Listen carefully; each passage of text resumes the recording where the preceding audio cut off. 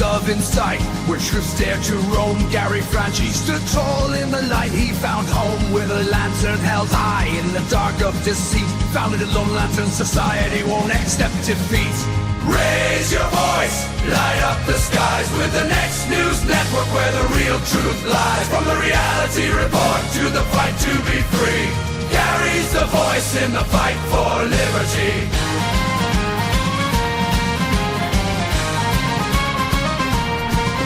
Aaron Russo called with a mission so bold to restore the Republic to the days of old. As the national director, he took up the cause against all the tyranny without pause. Raise your voice, light up the skies with the next news network where the real truth lies. From the reality report to the fight to be free, Gary's the voice in the fight for liberty.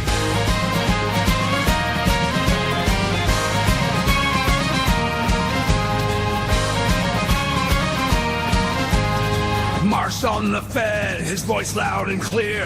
End the Fed! For all to hear. In 2008, the movement grew tall. A pack for Ron Paul, Gary gave it his all. Raise your voice, light up the skies with the next news network where the real truth lies. From the reality report to the fight to be free, Gary's the voice in the fight for liberty.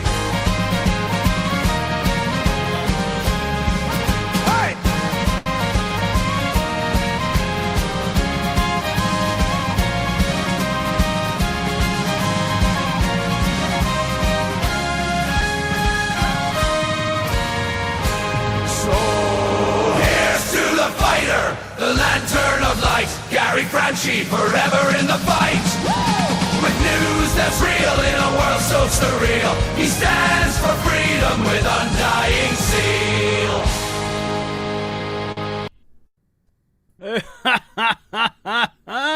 What's up? Yeah, how you guys doing tonight? It is Sunday night. Welcome back to Sunday Night Live. I am your favorite news anchor, but I'm not wearing my suit tonight. I'm Gary Franchi, and you are watching us live. We're streaming on all platforms.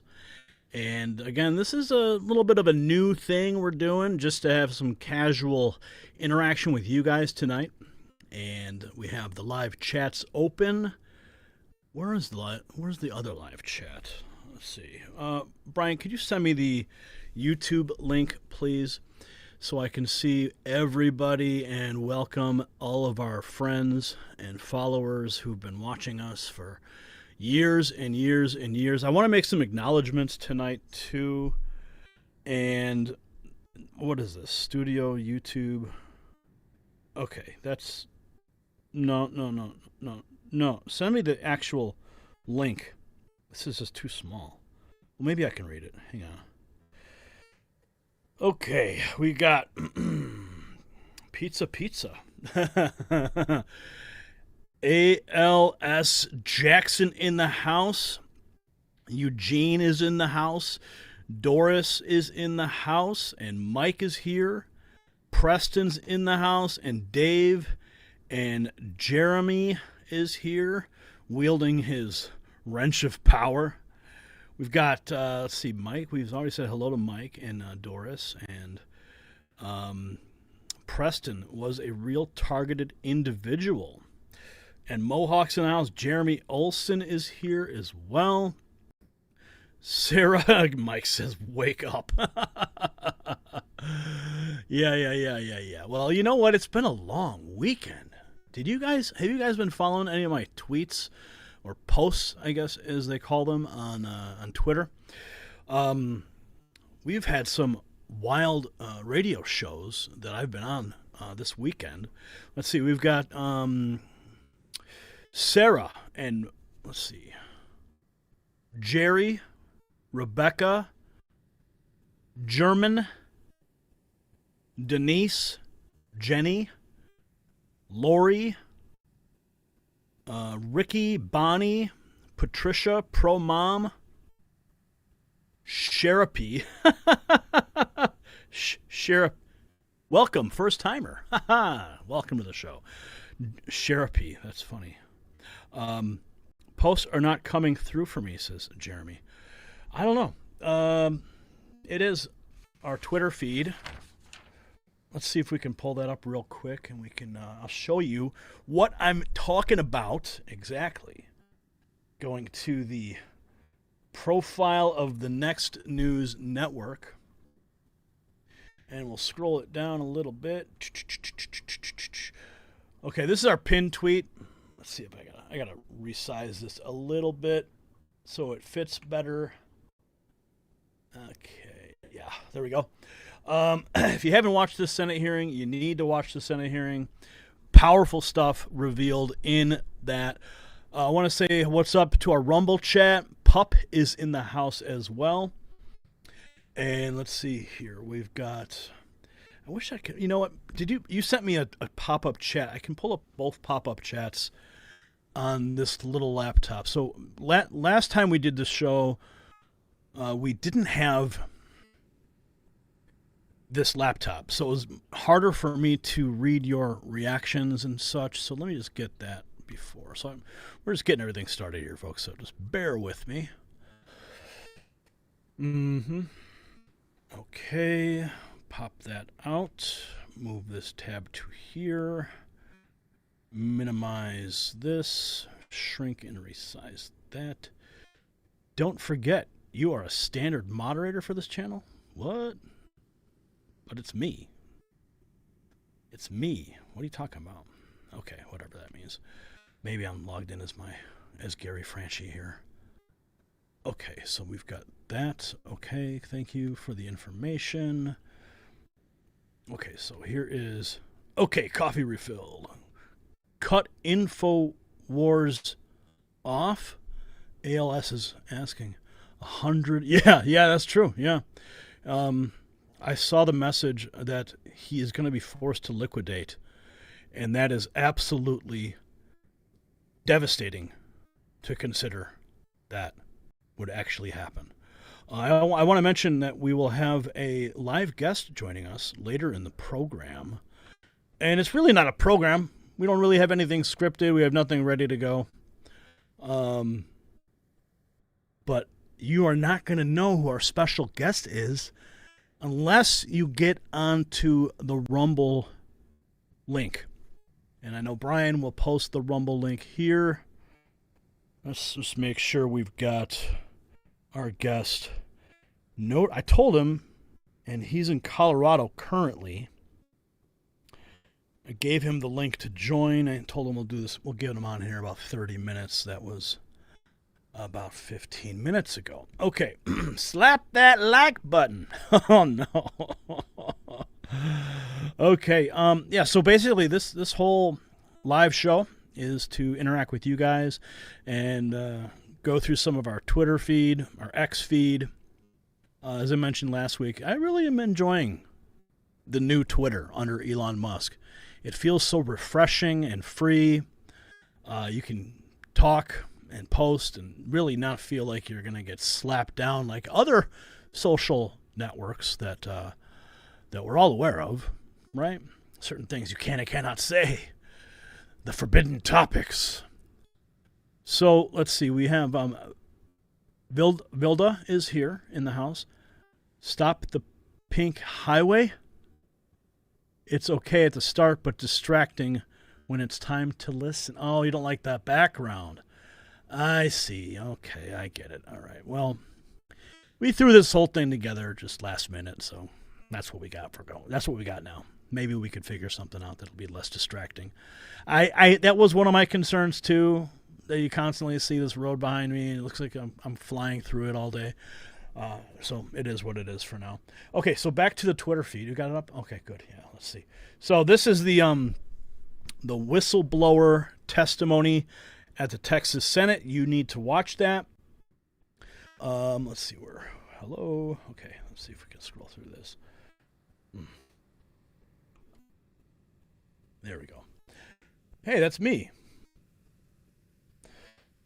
Okay, so the Roger Stone show on WABC, I was on his show today, and we talked about censorship and manipulation of your reality through social media. It was a really good conversation with Roger Stone. And really, I just got to say, I am absolutely honored to be asked to join the show with Roger Stone. I mean, the guy is a freaking legend. What an honor that was. And so you need to make sure you get back to my Twitter feed, my X feed, whatever it is. Go to wabcradio.com, navigate to the Roger Stone Show, and you can listen to my segment that was broadcast earlier today. Very good show. And oh yes, and then I got tipped off as I was about to go on the Roger Stone Show. I was sending links around to people I know. I was sending text messages, and my friend Adam the magician, who's experiencing his own level of censorship. In fact, I should probably text him to let him know to join the live chat. Let's see, where is that link again? Where is that thing? So many tabs and apps and okay, let's tell Adam the magician. Good guy. He actually he got canceled just recently. I'll tell you about it in a second. Okay, here. Live now, about to talk about your canceling.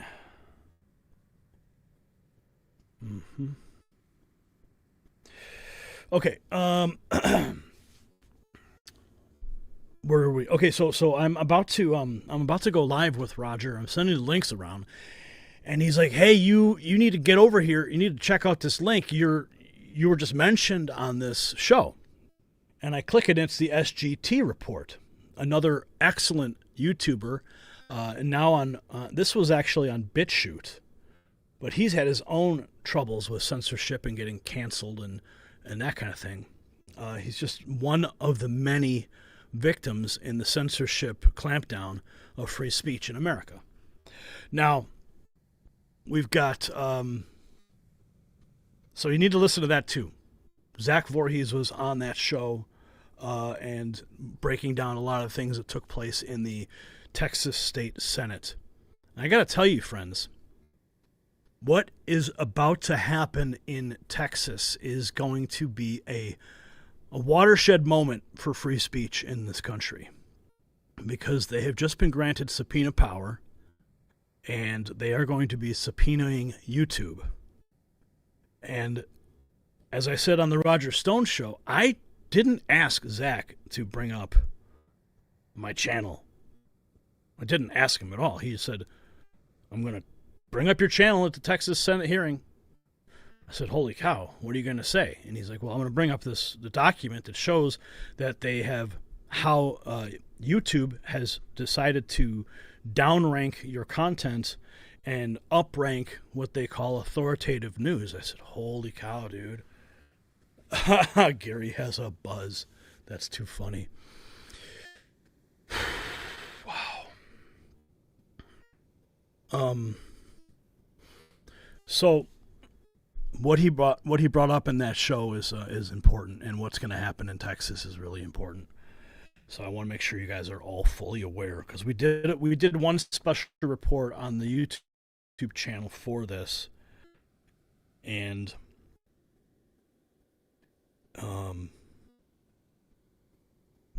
then we've been posting on X a lot of the clips that have come out of that. Remarkable stuff. Really, truly remarkable. Jeremy says he thought it was awesome.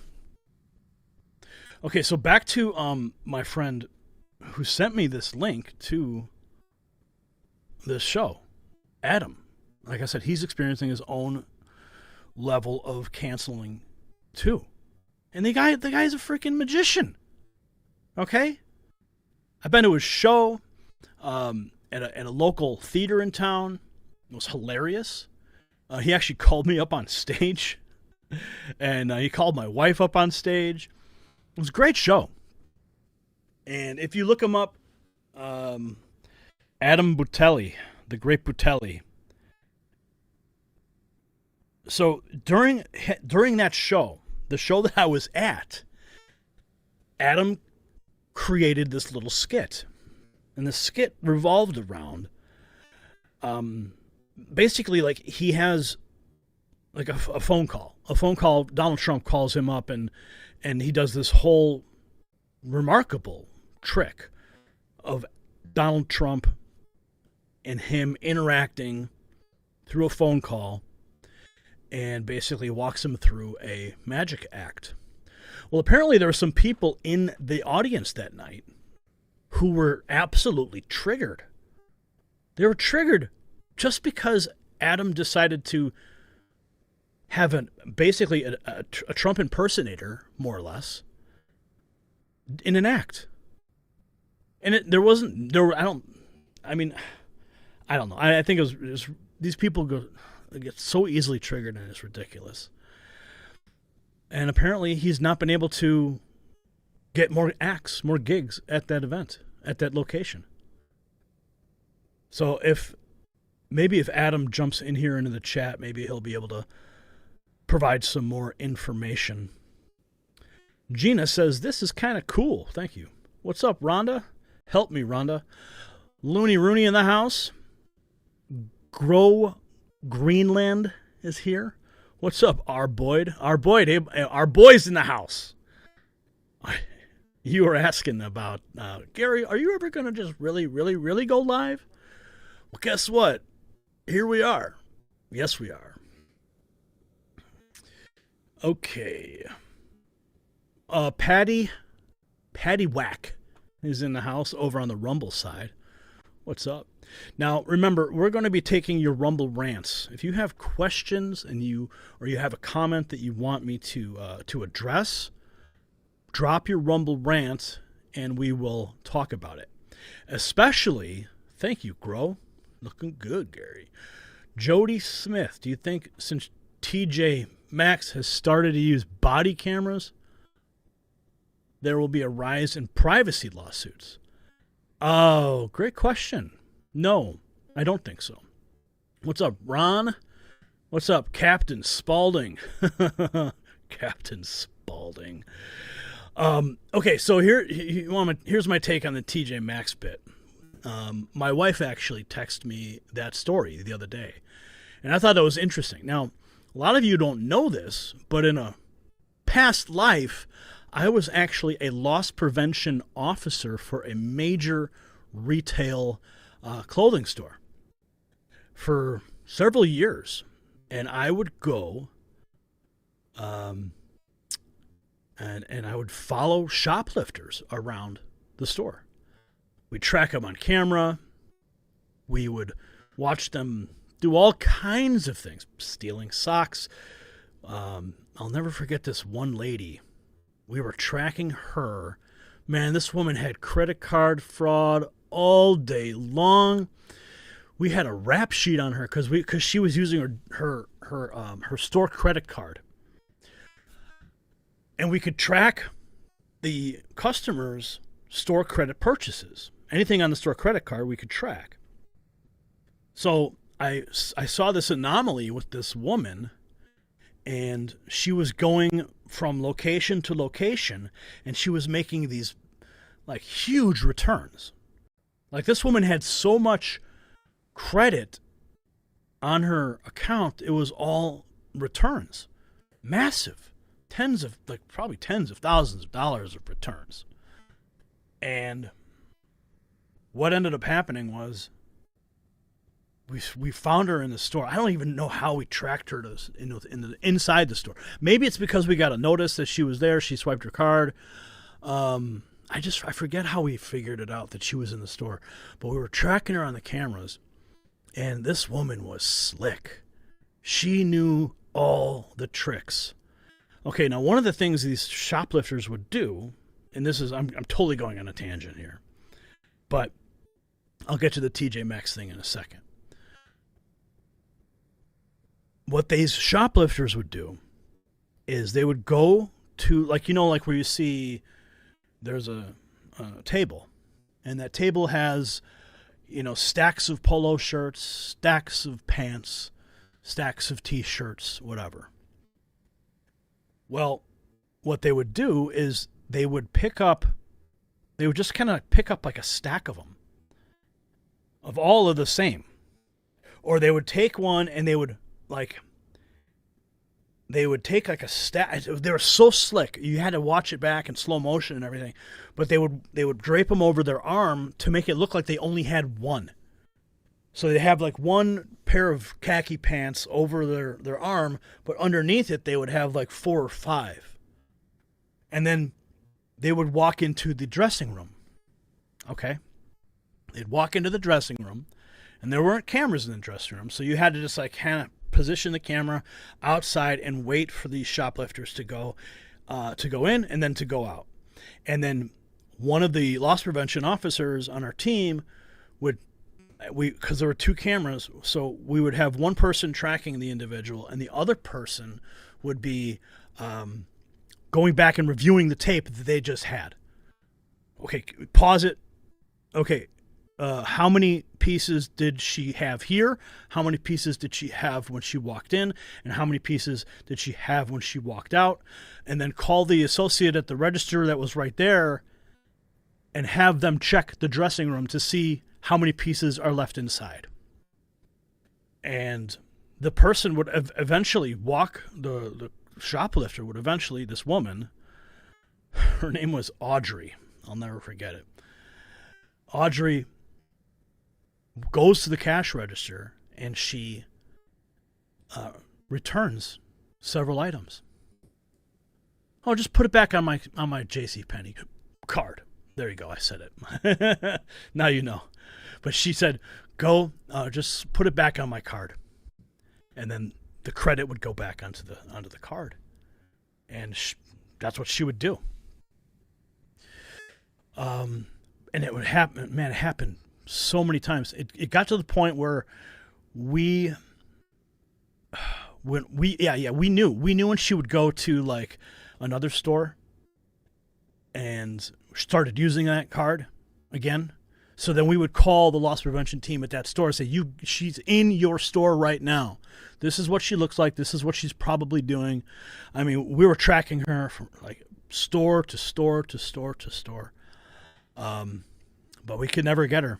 It was crazy. But I busted a lot of shoplifters. And then I'd have to go to court and I'd have to testify against these shoplifters.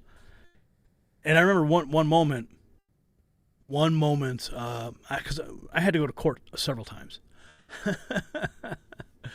This is a really interesting story. So I go to court once, and I got to testify, and there was this defense attorney. He was like the public defender, and he was always the guy defending these shoplifters. And I don't get it. He was such a jerk. But I guess, he's got to defend these shoplifters. Public defender, that's what he does. So I'm in court one day, and there's a rule that you have when you are tracking these shoplifters. You can never let them out of your sight. The moment you let them out of your sight is the moment that you have basically provided a break in the visual where they could theoretically have dropped or moved or taken, gotten rid of the product that they're stealing. So you were never allowed, if there was ever a moment in that visual tracking that you lost visual contact, your case could get thrown out in court. And that happened to me. In fact, one time I went to court and this public defender was such a jerk. He tells me, was he ever out of your sight? And I said, well, just for maybe 30 seconds when I did X, Y, or Z. And the shoplifter ended up getting off for that specific case. So fast forward a couple Times later, I show up in court again. Same public defender. And now, and it was always the same judge, too. The public defender asked me again. and I had really learned my lesson at that point. I'm not going to let these shoplifters get out of my sight.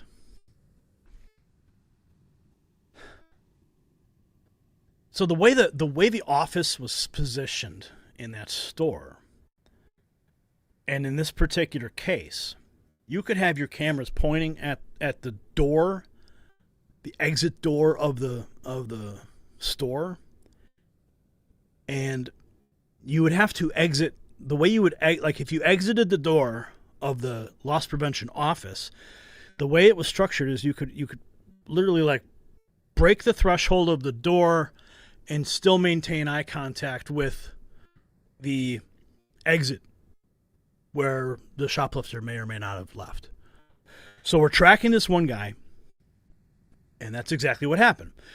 We're like standing at the door watching the camera, and then we would open the door, and then we would like just step out like as fast as we could to not break that line of sight.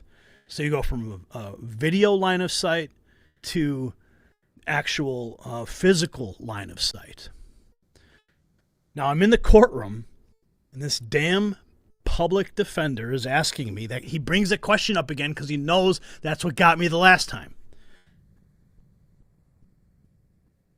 Did you ever lose sight of the suspect, of Mr. Garcia or whatever the guy's name was? And I said, for a millisecond. That's what I said to this guy. I lost contact for a millisecond. And then the judge is like, okay, cool. Here's his punishment, blah, blah, blah. So I won the case. Now, here we go. What's up, Frog? Frog762 and Gina Susudio.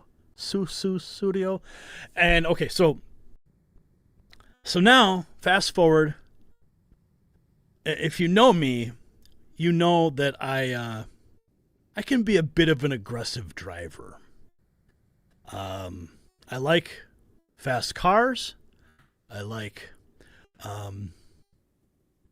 having fun. I like loud music when I'm driving. So I have a tendency, at least in the past, to get speeding tickets. And especially when I was younger. Man, I remember I had to get a printout of my driver's license record. And it was long. It was like a rap sheet. It was a long one. So, the public pretender.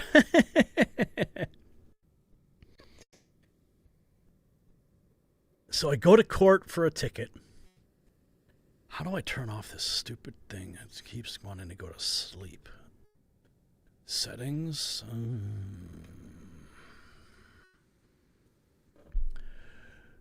Device personalization.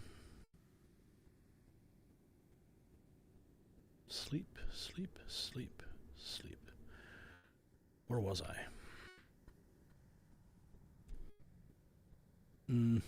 Screen lock? No.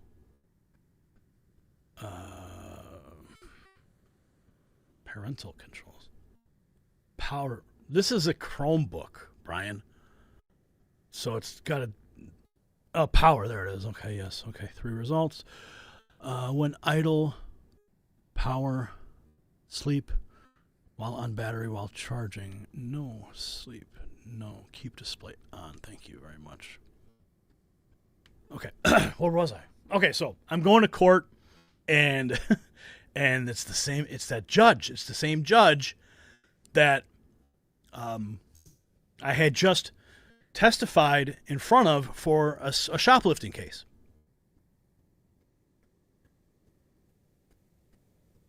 And I don't know what was going on, but it was taking forever.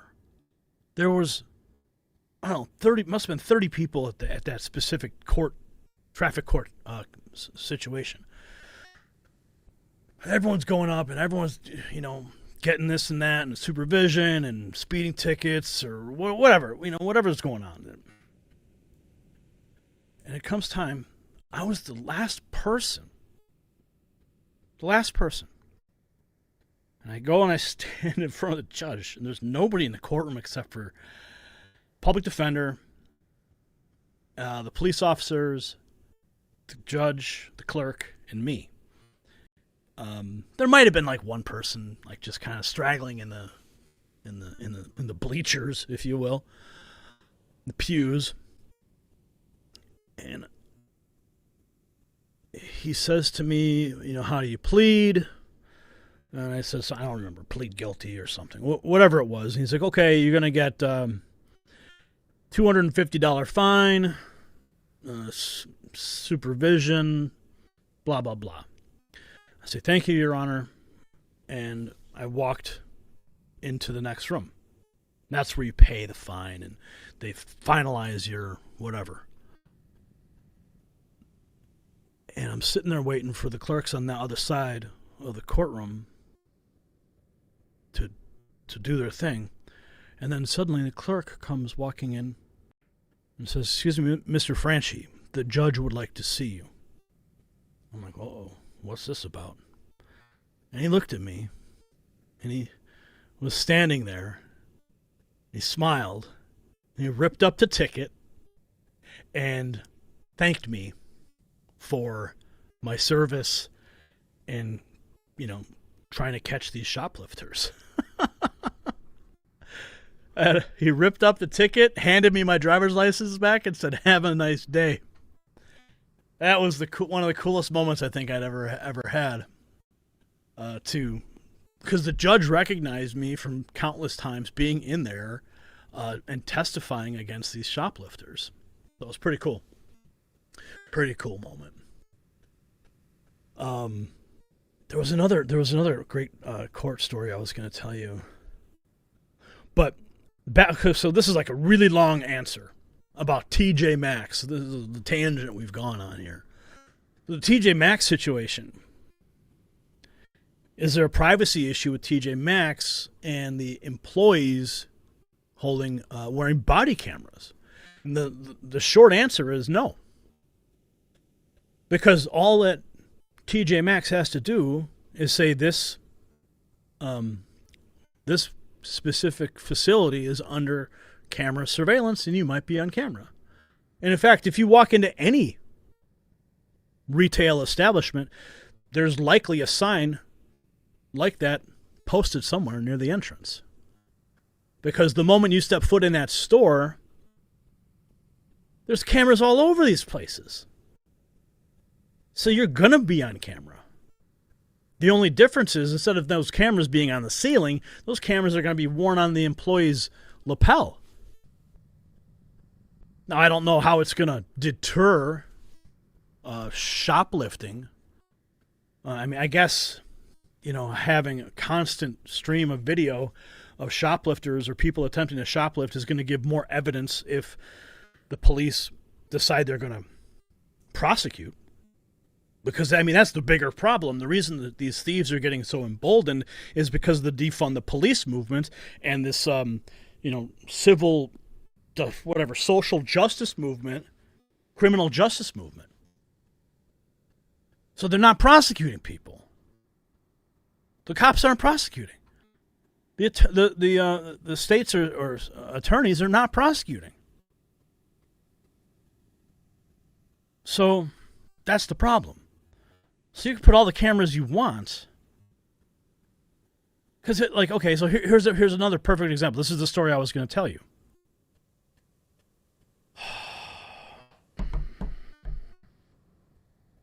Exposing libtards is here on Rumble. What's up? And Slicknard. Hey, yeah. What's up? Okay.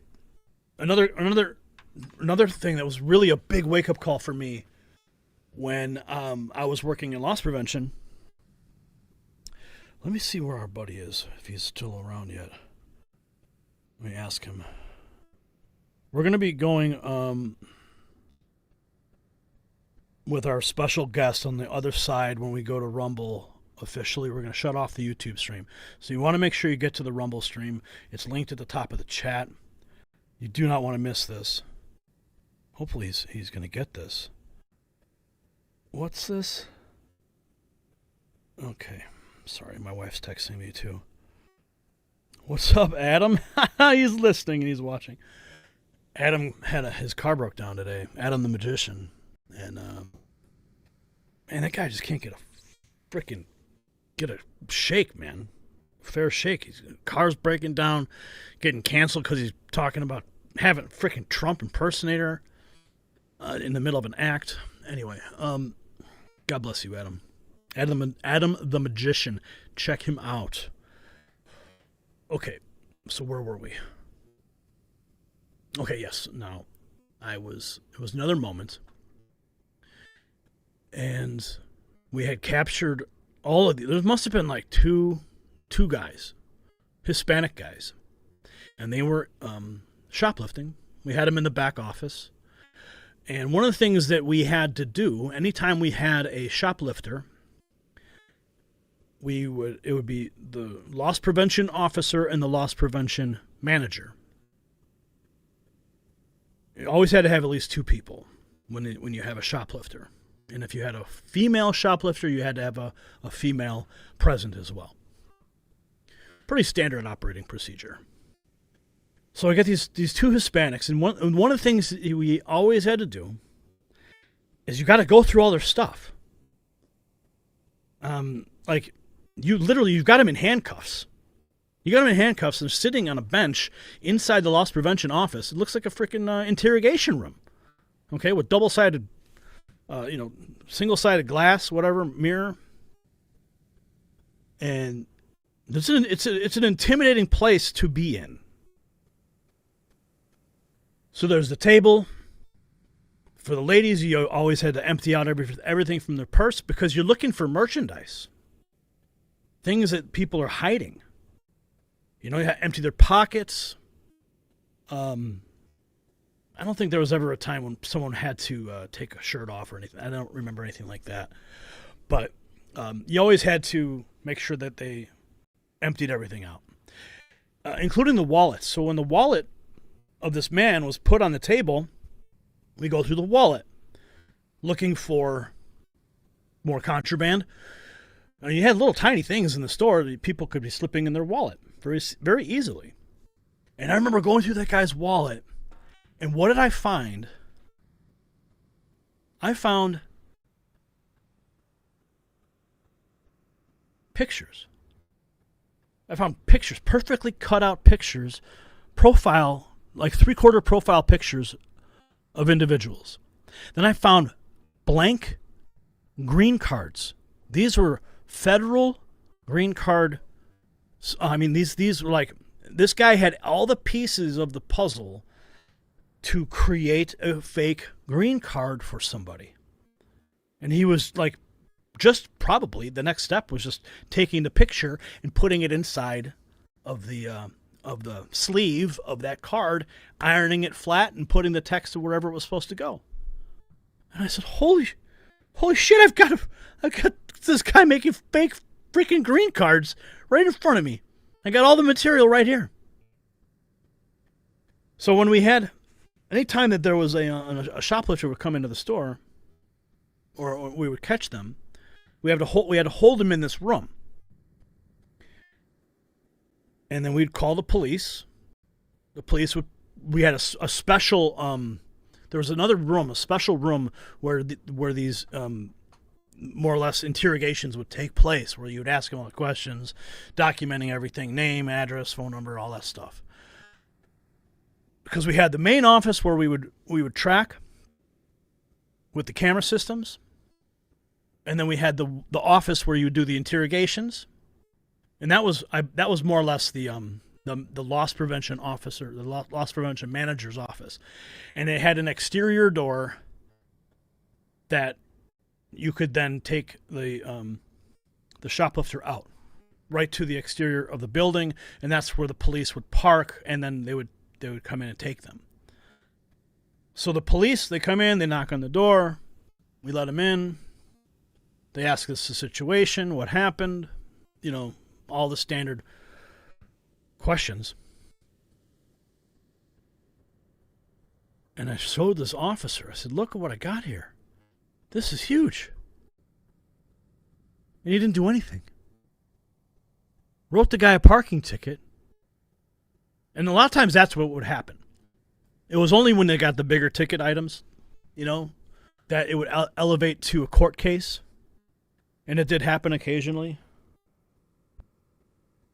But a lot of times these guys would just get off with a slap on the wrist and a parking ticket, and they would just be sent on their way.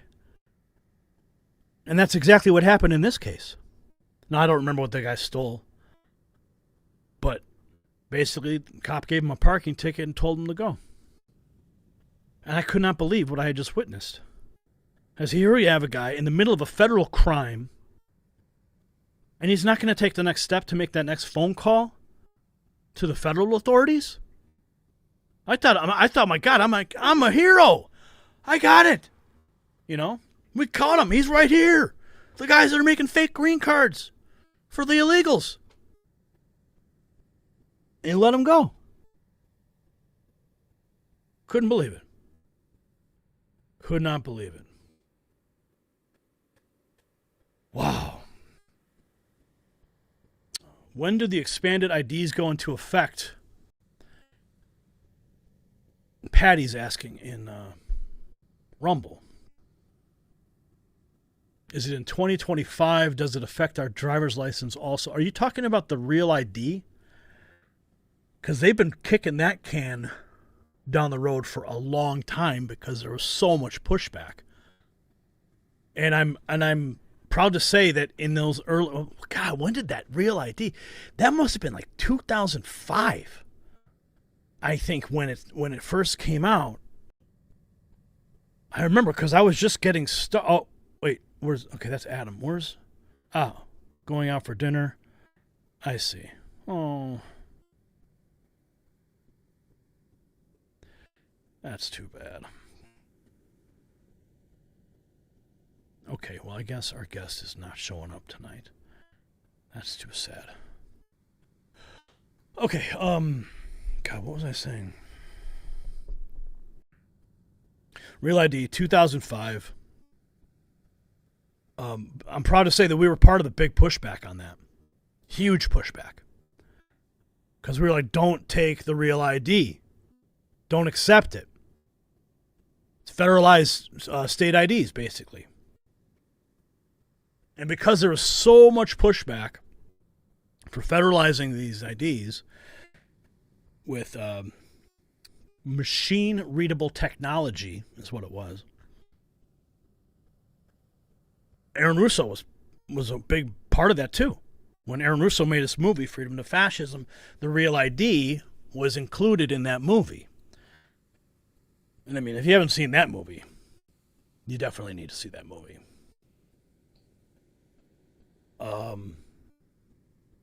Let's see. Where are we here?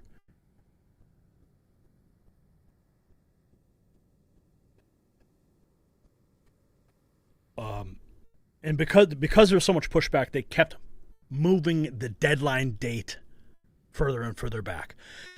And then the pandemic happened, and they kept pushing it back further and further and further.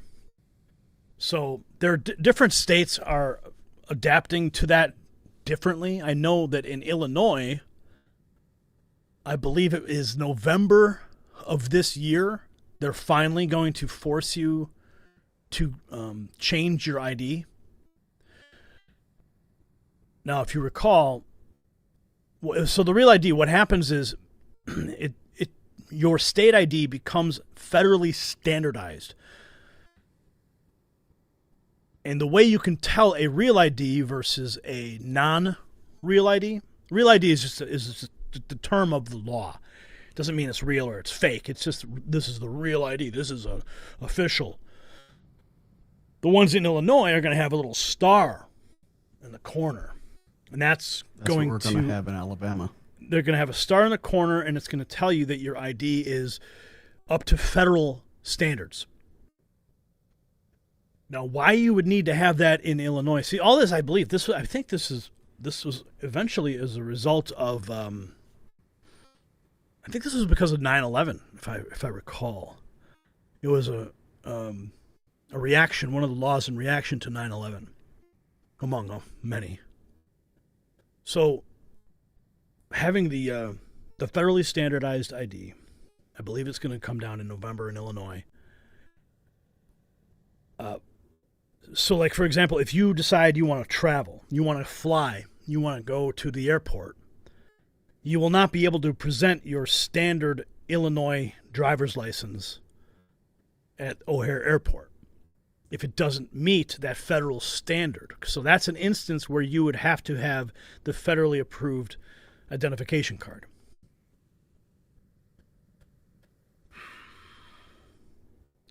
Now, if you have a passport, you can still use that. So that's all I can really tell you about that. Okay, Studio says they have the star in the Ohio. Okay. Yeah. Yeah, Chicago Magic Man. What's up? There he is. Yes, Chicago Magic Man is that's Adam. Sorry, I just revealed your true identity, Adam. Make sure you go over check out his YouTube channel. He's got lots of really wild stuff. He's been around the block. He's a good guy. So check him out for sure. Gary could get rid of it. Dave says, what? Grow? Rolling background feels like I'm in a limousine. Okay, that's what you're talking about. I get it. Okay. Oh, man, I can't believe... I was looking forward to having this guest join us today. Well, okay, let's go back over to the Twitter feed real quick. And remember, we're doing this so we can get some Rumble rants. We can raise some money for the channel. Keep this channel going. Really important. So if you are feeling you want to give, if you feel that our work on the Next News Network YouTube channel and all the other social properties is worth it, and you get value from it, and you want to support it, then you can go over to Rumble and you can drop a Rumble rant and a comment or a question. Man, I got all these mosquito bites. We went out to this beautiful place on Friday. Needed to clear my mind from this crazy world. My wife, Angie, is just like, you need to detach. You're too plugged in. All day long. I'm scrolling news feeds. Staying connected with what's happening in the world, because this is what we do. This is all we do. We're constantly putting out fires because this country is on frickin' fire. So I got all these mosquito bites. God. Anyway. Chicago Magic Man, the check's in the mail, he says.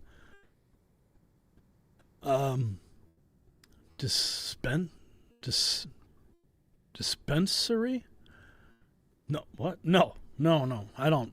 No, I can't do that stuff, man. No more. No more of that stuff for me. No, thank you. I'll end up like, please. What, Brian? Yes, please. Brian's like, give me more. All right, you got the thing up. This is the video that Chicago Magic Man told me to check out, so I want you guys to check it out too.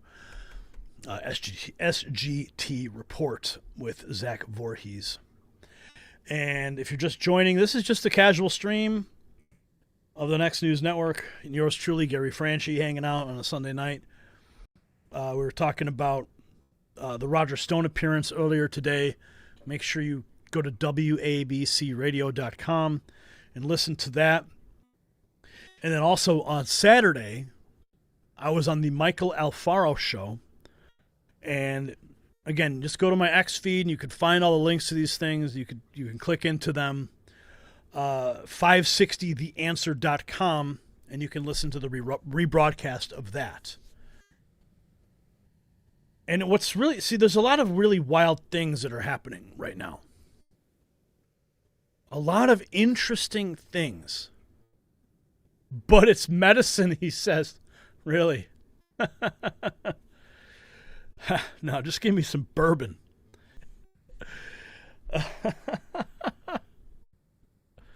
Oh, man. What the hell was I saying? Okay, so a lot of really cool things are happening. A lot of things are lining up in a synchronistic manner that is definitely like this spiritual and cosmic alignment for justice. And it all started with this show, the Michael Alfaro Show. Now, what's interesting is that I recorded this show on like the I want to say it was like the 26th or the 27th. It was of May.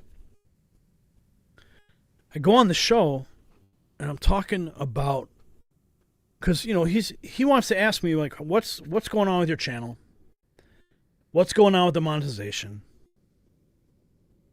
how bad is it? He wanted to get those answers. And the truth is, it's bad. I mean, we're literally on the edge of bankruptcy.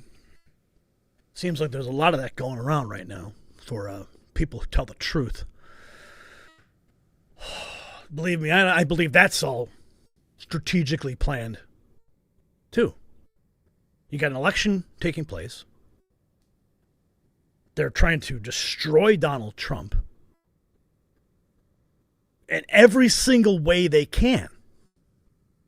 In the courts, trying to bankrupt him,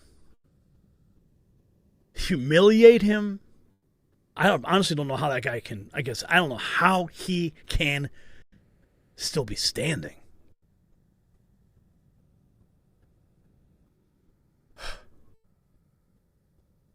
And then you got what happened to Alex Jones, what's currently happening to Alex. InfoWars is being forced to liquidate.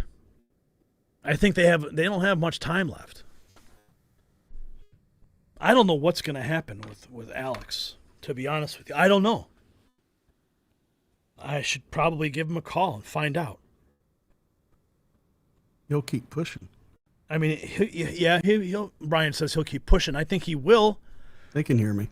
But I also think that he's going to, at some point, what is this going to be? Like the Malheur Wildlife Refuge? Are the Patriots going to show up and stand out in front of InfoWars and refuse to let them come in and lock the doors? Is there going to be a standoff in front of InfoWars? That would be interesting. I think that's a real possibility. I thought about that the other night, and I think that could certainly happen. I've been to that studio. I've been to it a number of times.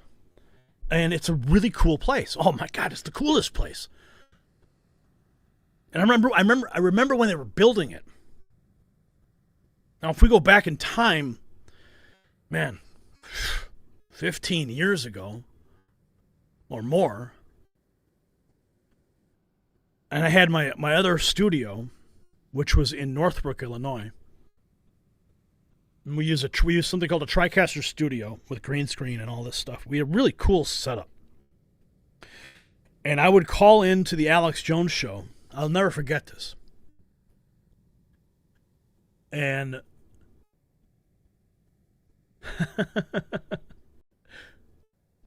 Alex had me on. Now, if you remember way back in the day, I don't know how long you guys have been watching Alex, but he used to always have this, before he had all the crazy setup he's got now, he had an insane screen behind him, similar to like what I've got here, but it just played like these weird flowing shapes.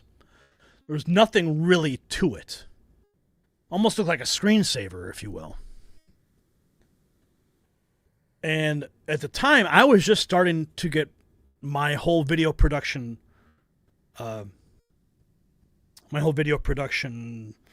feat going. I mean, we were really, really doing a great job at that point with our TriCaster.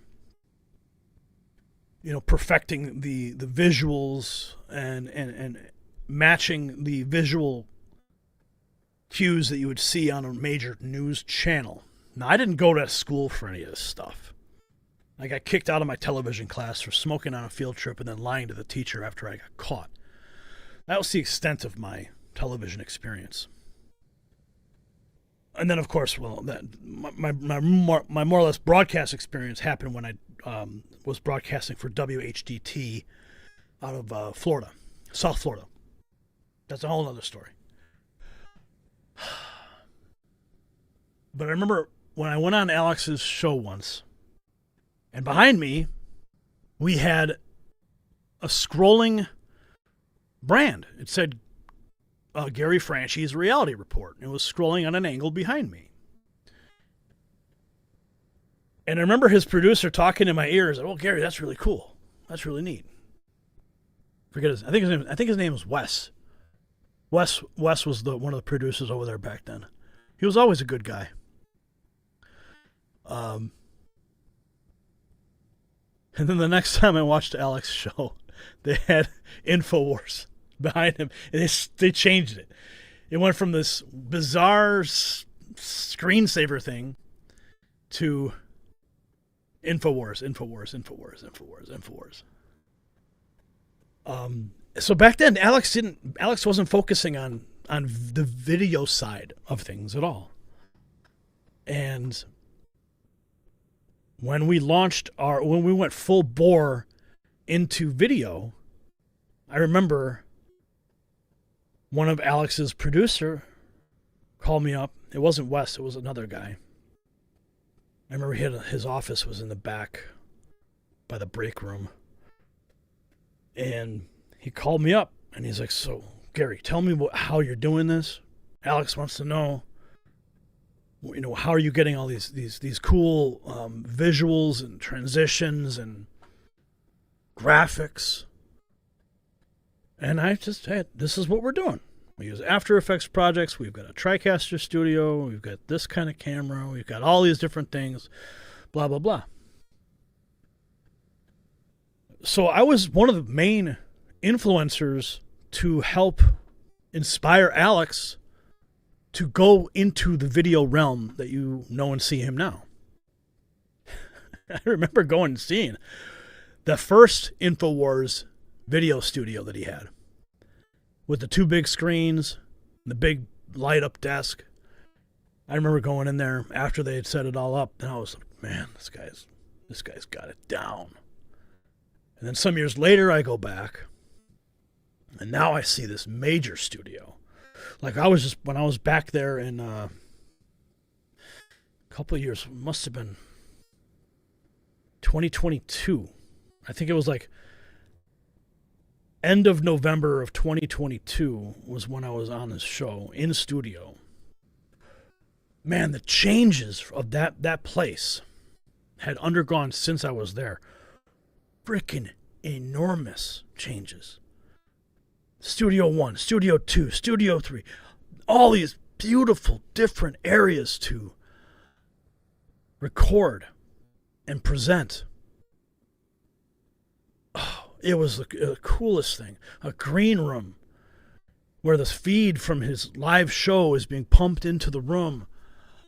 Like walkways, and of course they had their YouTube play button, which was shot up with bullets. They literally had it framed on the wall, and it was just like, you could tell they had just shot it up 100 times. I remember that video. That was funny. Yeah. So to think about what's going to happen, to liquidate all that stuff, that's an enormous amount of equipment. And they're just going to fire sale it all.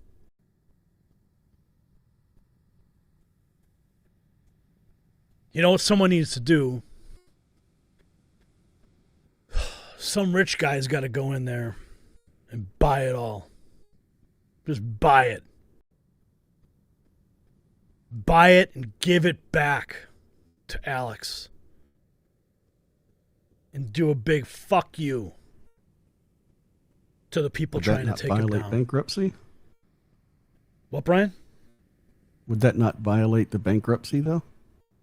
I don't know if it would violate the bankruptcy. Because if someone goes in, if I had the money and I could go in and I could buy all the equipment, okay, I would just purchase it. It's all mine. Okay. Yeah. They've satisfied the liquidation. They should, whatever that person decides to do on the other side of it when they have it in their possession is up to them. And if they give it back to Alex, I think it's perfect. I would assume it's perfectly legal. So that's something I think that should happen. But I certainly believe that if push comes to shove down there in Austin, it would not surprise me if there was some kind of standoff, like we saw with the Bundys, the Bundy Ranch scenario, Malheur Wildlife Refuge. I'll never forget Bundy Ranch, though. That was something else. But I could easily see a spark kicking off down there. I don't know how they would. It's totally different. It's a totally different scenario than like a Bundy Ranch when you have, cattle in cages on an underpass and you have 100 cowboys on horses. I know the layout of the studio setup down there. I know where it's located. It's basically an office complex. And I guess there could be some choke points created if people wanted to set up a perimeter to prevent any unauthorized access. But then you're going to be preventing access to the other people who are in that office complex from having access to their own building. But, at that point, it's basically free-for-all. Lavoie Finnegan, man, what they did to him. Man, that was so wrong. So, yeah,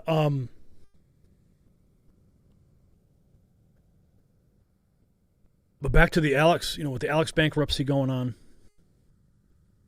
What's up, Resto? Our first Rumble rant of the night. My donkey named Biden demanded a morning latte Kool-Aid, baths, and a pin of Ukraine flag to my tail. My response, I'm only serving lead today.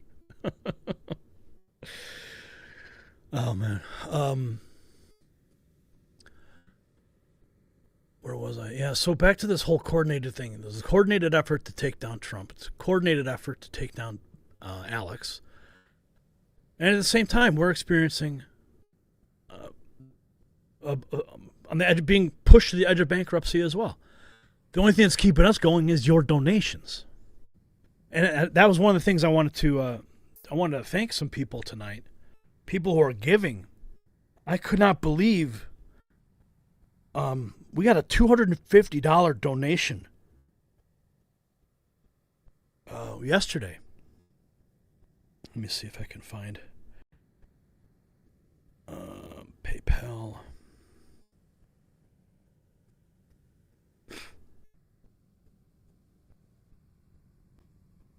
Let's see here.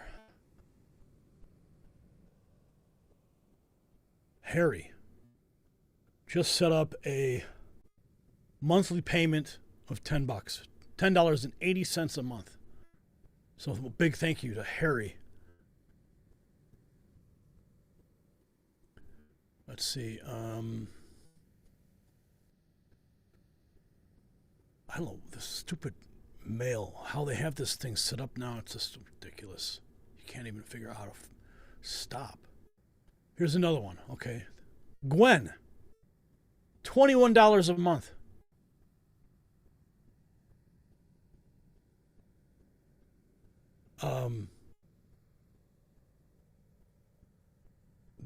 All these people are donating.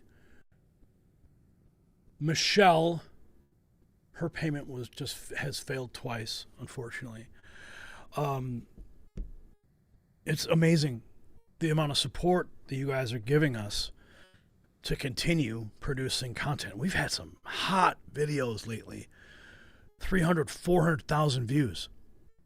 Even while our content is being siloed. Amazing. Okay, let's see. I'm not even going to try. Let's see, where's the one? John donated $250.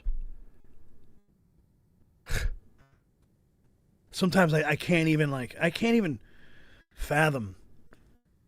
You know, when I go to the microphone every day in the main studio, and I go through the news and read the news and present the news, I just look at the camera and I just look at it and I focus and I read my stories and I get it done.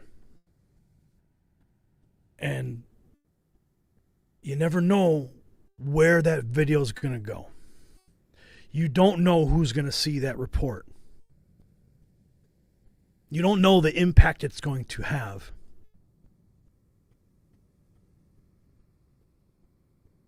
But I know that in 2016 we had some serious impact. We still do. But 2016 was a different game. That's when the YouTube algorithm was wide open. You could do what you wanted, say what you wanted. And we had videos going viral. Oh man, just insane virality. And that's why they came to fight us. That's why they came to change. That's why they changed the algorithm. Because this channel helped elect Trump. New York Times, Washington Post, Forbes, The Guardian. Look it up. Chicago Tribune tried to kneecap me right before the 2020 election. Tried setting me up. Right before the election. They tried doing these guilt by association things. Tried to associate me with different ideas. Just so they could be in the same paragraph. You know what I'm saying? Gary Franchi denies this, and this. Oh, but it's still in the same freaking keyword structure that someone's going to read and get the impression. Oh, even though he's denied it, he's, it's journalism is sick. The techniques that they use are sick.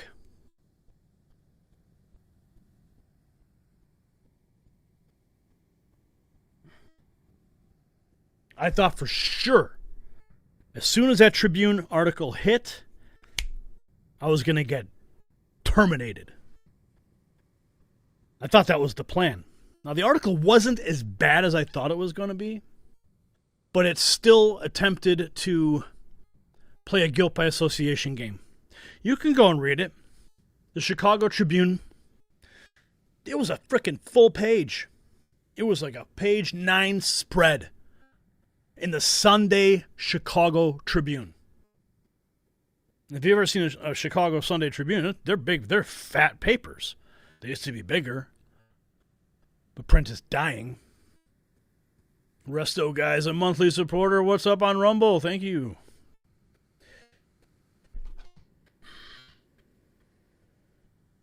I kept asking the reporter, when's it going to drop? When's the article coming out? They sent a reporter out to me. Take all kinds of pictures of me. They wanted to come to my studio. I'm like, hell no. You guys are not coming to my studio.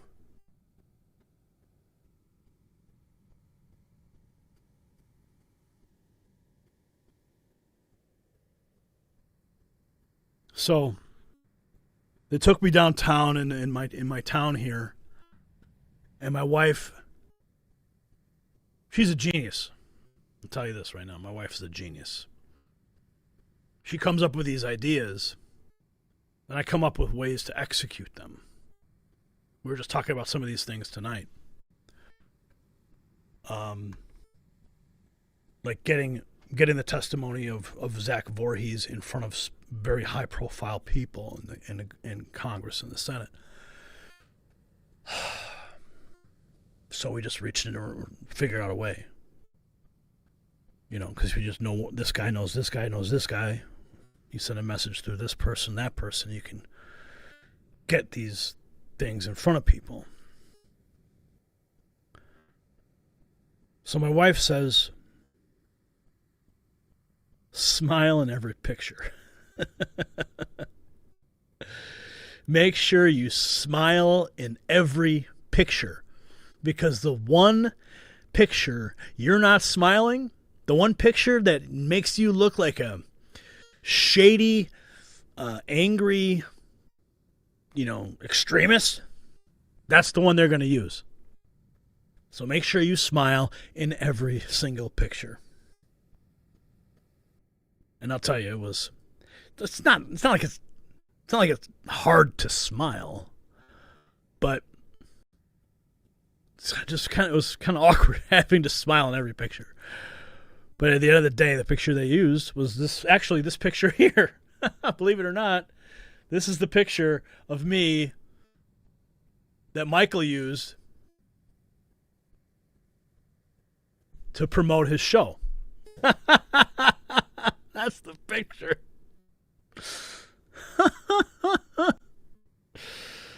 Oh, man. Northern Wisconsin supports you. What's up, Northern Wisconsin? I love Wisconsin. It's just Illinois' backyard. What do you guys call us? Northern Illinois bastards? Nibs? Yeah, that's what you guys call us.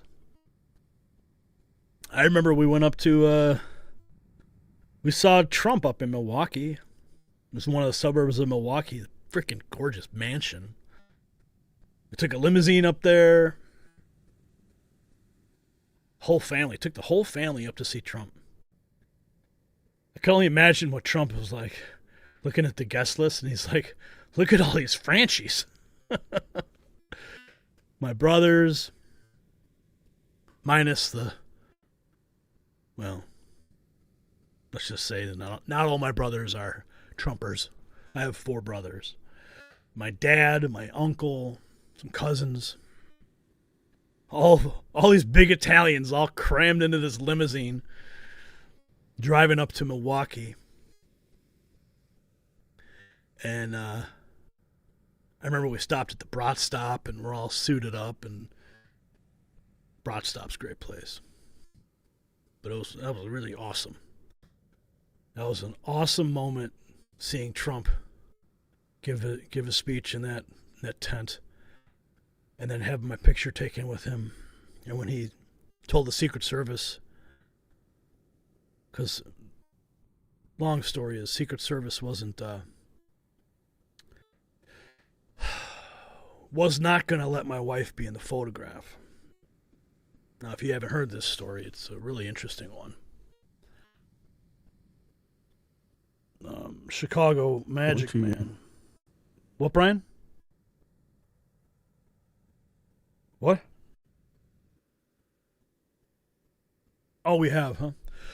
Okay, we are going to go. I'm going to tell you the Trump story. Excuse me. I'm going to tell you the Trump story on Rumble. And we'll see you over there. Make sure. Ryan, you got the link up. It's a good story. It's a really good story. So make sure you go to Rumble right now. Brian, can you put the... we'll be right back on screen.